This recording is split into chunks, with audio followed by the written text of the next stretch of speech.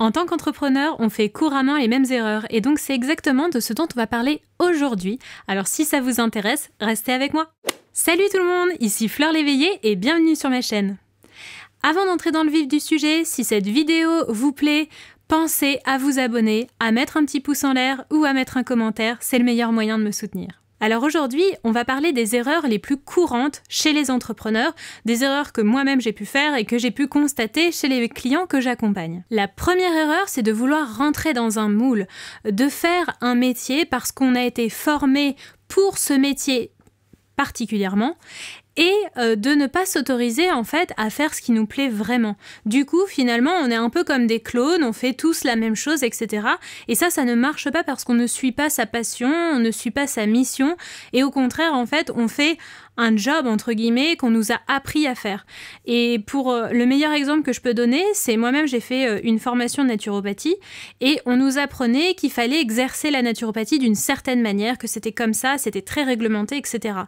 Et quand j'ai commencé à faire des consultations, j'ai commencé à faire exactement ce qu'on m'avait appris à faire. Et en fait, ça ne m'épanouissait pas du tout. C'est vraiment finalement la meilleure manière de réussir et c'est aussi grâce à ça qu'on va pas avoir peur de la concurrence justement parce que on va faire un métier que personne d'autre ne fait. Donc c'est vraiment important de vous autoriser à sortir du cadre, à sortir du moule de ce que vous avez appris pour créer votre métier. Bien entendu, rien ne vous empêche ensuite d'utiliser un titre qui est utilisé, que ce soit coach, thérapeute, etc. pour rassurer vos clients, mais vous, au fond de vous, vous savez que vous vous êtes détaché du cadre strict de ce que vous avez appris. La deuxième erreur la plus courante, c'est de courir après l'argent. Ça, c'est vraiment l'erreur fondamentale parce que, en fait, quand on court après l'argent, eh ben, on est désespéré, entre guillemets, de trouver un client. On s'accroche au moindre centime qu'on peut gagner et, en fait, du coup, on fait pas les choses, entre guillemets, pour les bonnes raisons. On ne fait pas parce qu'on a envie d'aider les autres, on le fait pas parce qu'on a une plus grande mission, etc. Mais on le fait parce qu'on va peut-être potentiellement gagner 50 € ou 5 € en animant un atelier ou quoi que ce soit. Et ça, c'est vraiment la plus grande erreur qu'on peut commettre. Et d'ailleurs, moins on court après l'argent, plus l'argent nous court après. C'est assez marrant, mais en fait, ça veut pas dire, bien évidemment, qu'il faut pas avoir une stratégie et réfléchir quand même un minimum en termes de rentabilité. Est-ce que ce que vous allez faire va vraiment servir votre succès et va vraiment être rentable? Parce que si vous travaillez tout le temps gratuitement, ça va être compliqué de vivre de votre activité. Mais si, en contrepartie, vous ne faites que courir après l'argent et que vous n'êtes pas dans une démarche d'aide et de vraiment rendre service à vos clients, d'aimer vos clients vraiment profondément, ça ne va pas marcher. Donc soyez dans une démarche de générosité. Permettez-vous de gagner confortablement votre vie pour être vraiment pleinement généreux avec vos clients. Et c'est là où du coup ça va vous aider à fixer le bon prix pour vous, mais de ne pas être dans cette démarche de vraiment courir à tout prix après l'argent, d'être toujours dans une démarche où vous essayez de vendre le moindre produit que vous avez à votre disposition, etc. Mais au contraire de donner, donner, donner, et plus on donne, plus on reçoit. La troisième erreur la plus courante chez les entrepreneurs, c'est de s'arrêter au moindre obstacle. Des obstacles, vous en aurez. Il y aura toujours des moments où vous aurez l'impression d'être à côté de la plaque, de ne pas trouver de clients, de galérer à vous faire connaître ou quoi que ce soit. Mais dans ces moments-là, la persévérance, c'est la meilleure des vertus parce que vous aurez forcément des moments où ce sera plus difficile que d'autres.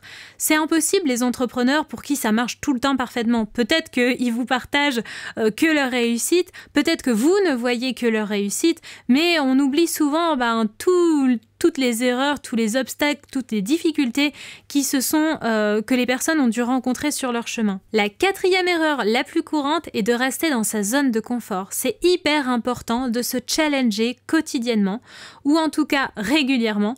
C'est ce qui va vous permettre d'innover, de faire des choses grandioses et de développer votre activité. Par exemple, si vous avez l'habitude de faire des ateliers, peut-être que le fait de proposer une retraite ou une conférence, c'est ce qui va vous permettre de vous challenger et finalement ça va faire évoluer votre activité. Donc le fait de sortir de sa zone de confort, c'est vraiment important pour faire évoluer, pour grandir, pour élargir aussi vos champs d'action et vous permettre de vous diversifier, peut-être aussi de gagner davantage en termes de revenus. Et donc, de toute façon, il n'y a que du positif à gagner. La 5e erreur la plus courante est de rester seul. Vraiment quelque chose d'hyper important qu'on comprend assez rapidement quand on est entrepreneur, c'est l'importance de s'entourer. Aussi bien de s'entourer de collègues, entre guillemets, de personnes qui sont un peu dans la même branche de métier que nous et qui va nous permettre d'avoir d'autres points de vue, d'autres manières de travailler et peut-être aussi de nous challenger justement. Et aussi l'intérêt de s'entourer de personnes qui en sont à un autre niveau que nous. Pourquoi pas en demandant l'aide d'un coach, de se faire accompagner par quelqu'un en fait qui en est à un autre stade et ça c'est vraiment hyper important pour l'évolution de notre activité. Donc vraiment l'une des erreurs les plus courantes est de rester seul, de s'enfermer en fait parce que c'est vrai que quand on travaille seul à la maison, on peut vite se couper du monde et c'est dommage parce qu'on passe à côté de la richesse de ce que les autres peuvent nous apporter. La 6e erreur la plus courante est de délaisser sa comptabilité et sa gestion. On sait que 80% des entreprises qui font faillite la première année, c'est à cause d'une mauvaise gestion comptable et administrative. Donc pensez bien à prendre soin de votre comptabilité et de votre gestion administrative, même si parfois c'est un peu chiant, un peu rébarbatif, etc.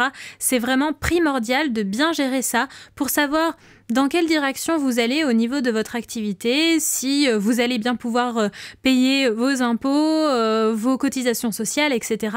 C'est vraiment hyper important, ça va vous permettre aussi de faire les bons investissements, de dépenser au bon endroit et au bon moment. D'ailleurs, j'ai parlé justement de ce sujet dans une précédente vidéo que je vais vous mettre juste ici. Et j'ai également prévu de faire un programme en ligne très prochainement sur la gestion administrative et comptable de son activité. Donc si ça vous intéresse, pensez à vous abonner également à ma newsletter et je vous tiendrai évidemment au courant. Voilà, on arrive au terme de cette vidéo. Donc pour récapituler, 1. Rentrer dans un moule. 2. Courir après l'argent. 3. S'arrêter au moindre obstacle. 4. Rester dans sa zone de confort. 5. Rester seul. Et 6. Délaisser la compta et la gestion. J'espère que cette vidéo vous a plu. Si c'est le cas, pensez à mettre un petit pouce en l'air et à vous abonner à la chaîne. Et puis sur ce, je vous souhaite de passer une magnifique journée et je vous dis à très vite.